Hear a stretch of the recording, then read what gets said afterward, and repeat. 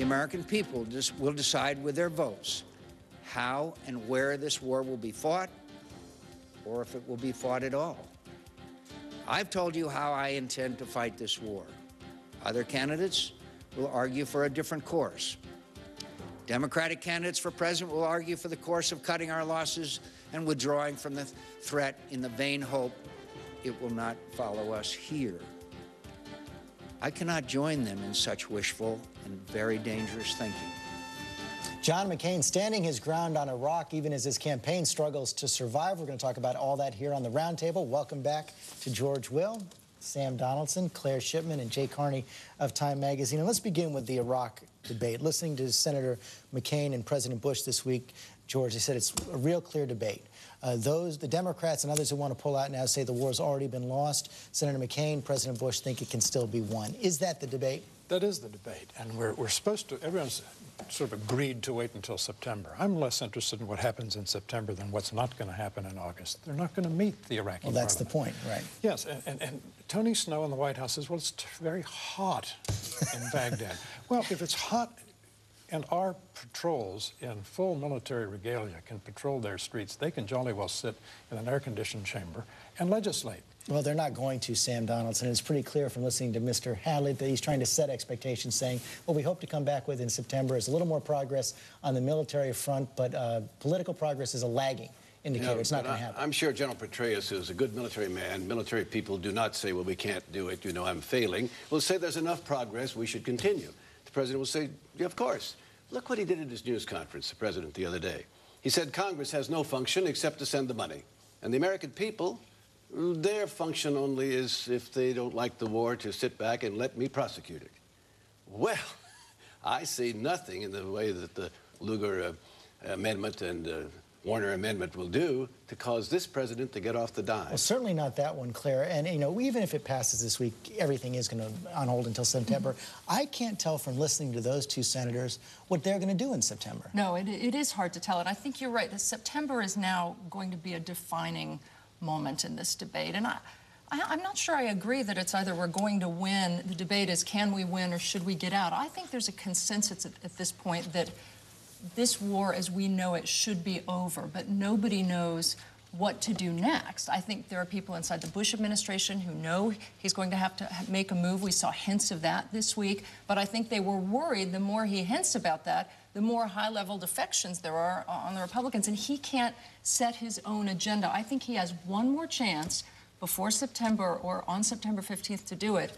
And at that point, I think he loses control. But clearly, he's got to do something, Jay, in September. And the president was successful in this respect this week. He did push off any decisive action until then. He was very effective in his press conference, there's no question, and he bought himself time. And this is how desperate the administration is, and the White House is, that a victory in this debate is simply no action for 2 months. He is facing a serious rebellion among Republicans in the Senate, but he does not, they do not have, the opponents of his policy do not have the 60 votes necessary to bring these pieces of legislation to a vote. Now, they might have it in September, but it does raise the question, I think, that you were asking about, what exactly do these senators want? I mean, there is a, you saw Lugar very carefully in Warner saying, oh, we don't really want to take away control of the commander-in-chief's prerogatives, but some of this legislation would dictate how do you prosecute a war, and then you have a dog catches car scenario. What does Congress do when suddenly it's responsible for the war? That's right, and George, well, one by one, you are seeing other Republicans, Olympia Snowe, Chuck Hagel, Gordon Smith, sign on to the Democrats' proposal for a hard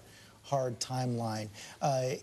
Any prospect that that gets the votes it needs in September, assuming we see a report from General Petraeus that is much like what we saw this week? About 6 weeks ago, Gordon Smith of Oregon, who broke strenuously with the president last year, told me that by September there would be 12 Republicans with him. And it's so dribbling out of dissent. Olympia Snowe, Chuck Hagel, Gordon Smith, Lugar, Warner, Voinovich, almost looks choreographed by the Republican leadership in the Senate, who... They all have been talking to Mitch McConnell, with no question 20 about of their seats up, exposed in 2008, they are not going to allow another election on Iraq. But that's right. And, George, you talked about winning. Let's get to the end game. What is winning? Well, suppression of violence, that would all be a good thing. At the end of the day, the Shiite majority is going to establish a Shiite theocracy. The mullahs are going to run their part of Iraq. If you doubt it, ask Ayatollah al-Sistani, or not the martyr leader. We cannot have a democracy, in our view, in Iraq. Isn't that what Prime Minister Maliki Jay was saying basically yesterday when he said, listen, we can take care of this at any time if you leave, whether it's Trinidad. Basically, the Maliki solution would be the Shiite majority winning. Right. Oh, I think Sam is exactly right. And what then would be lost would be what the administration has focused on so much in recent weeks, which is the success in Sunni areas by bringing, Sunni tribal leaders in alliance with the U.S. against al-Qaeda in Iraq.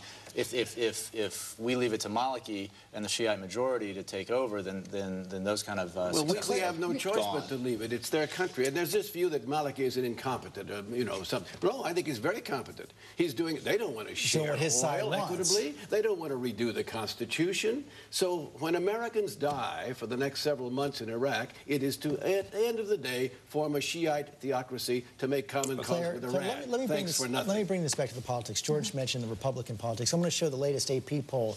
It shows that the approval rating of the Democratic Congress, controlled Congress, is even lower than President Bush's. Right now, 24%. So much of that is about Iraq. They're feeling so much more pressure to put an end to this war as best they can now. They are, but again, the fact is that the Democrats, they can't end the war by themselves, and nor should they want to. The end of this war could look uglier and will likely look uglier than the prosecution of this war. I mean, this is something where you saw the senators today, when you're saying, what do they want in September? I think what they want is to bring President Bush along and try to get some sort of consensus. We are in danger of having, George, a Weimar moment in our politics.